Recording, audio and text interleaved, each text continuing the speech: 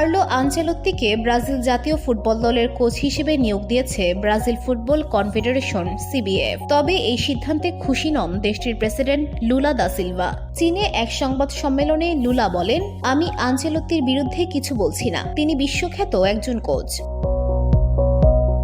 কিন্তু আমি মনে করি ব্রাজিলে এমন অনেক দক্ষ কোচ আছেন যারা জাতীয় দল পরিচালনার মতো যোগ্যতা রাখেন। বিদেশি কোচ আনার দরকার ছিল না। ব্রাজিলের ফুটবল ইতিহাসে দেশীয় কোচরাই জাতীয় দল পরিচালনার ক্ষেত্রে আধিপত্য বিস্তার করেছেন। 1965 সালের পর এই প্রথম কোনো বিদেশি কোচ ব্রাজিলের ডাগ আউটে দাঁড়াবেন। এমনকি আনচেলত্তি নিজ দেশ ইতালিরও কখনো কোচ হননি। 2023 সালেও লুলা আনচেলত্তির নিয়োগ নিয়ে প্রকাশ্যে আপত্তি জানিয়েছিলেন।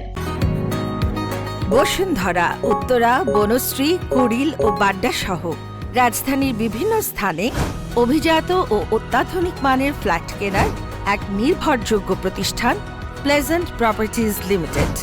তাই আপনার স্বপ্নের আবাসনের জন্য আজই যোগাযোগ করুন। Pleasant properties limited, where destiny matches eventually. তখন তিনি বলেছিলেন, যিনি নিজ দেশের দলকেই সামাল দিতে পারেন না, তিনি ব্রাজিলের মতো দলের দায়িত্ব নেবেন কেন? ইতালি তো 2022 বিশ্বকাপেও জায়গা পায়নি। তবে সমালোচনার মাঝেও লুলা আনচেলত্তিকে দারুণ টেকনিশিয়ান বলে অভিহিত করেছেন। একই সঙ্গে আশাবাদীও হয়েছেন যে তিনি ব্রাজিলকে বিশ্বকাপ বাছাই পর্ব পেরিয়ে মূল পর্বে তুলতে পারবেন। সেক্ষেত্রে সম্ভাব্য শিরোপা জয়ের পথেও তিনি ভূমিকা রাখতে পারবেন বলে মন্তব্য করেন তিনি। বর্তমানে 2026 বিশ্বকাপ বাছাই পর্বে ব্রাজিলের অবস্থান চতুর্থ।